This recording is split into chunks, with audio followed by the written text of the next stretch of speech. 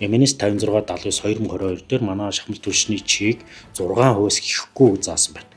Тэгвэл бидний өнөөдрийн бүтээгдэхүүн үйлдвэрлэлээс гарч байгаа түүхий одоо шахмал түлш маань 2% ихэхгүй байна. Улсын ерөнхийлөгч Хүрээс өхийн тухайд бол намайг ерөнхий сайдаар ажиллаж байх үед чигшлийн хэмжээнд 4-тэй байсан. Одоо 13 болцсон гэдэг юм яриад байгаа шүү дээ. Та нар хатаалт хийхгүй байгаа заа юу. Одоо танаа түлшин бол одоо 13% чигшэлтэй байна гэж би сонсч байсан. Тэгвэл биднийг ажиллаж явах үед наад хатаалт чинь 4-тэй байсан заа юу. Бүлтэн улсын ерөнхийлөгч тэгээ худлаа мэдээлэл хэлэхгүй нь ойлгомжтой байх. Тэр хүн мэдээлэлтэй ярьж байгаа эсвэл Хүрээс өх ерөнхийлөгч худлаа яриад байгаа юм. Им чиг ихтэй байгаа учраас ийм их утаа гараад хүмүүсийн толгоо өвдөөд зарим нь өөрсдөө жирэмсэн болцсон юм уу гэж одоо тест хүртэл аваад үзэж байна.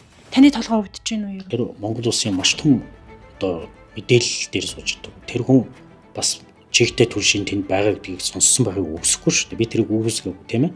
Хадгалтын горим зөрчсөн бол чигтэй байх боломжтой байна тийм үү. За яг өнөөдрийн байдлаар манай үйлдвэр бүх шугам хатаахдаг хөрөмжтэй хатаахт амжилттай учраас үйлдвэрээс гарч байгаа шахмал түлш бол чигийн хувьд стандарт шаардлага гэж байгаа л гэж хэлж байна.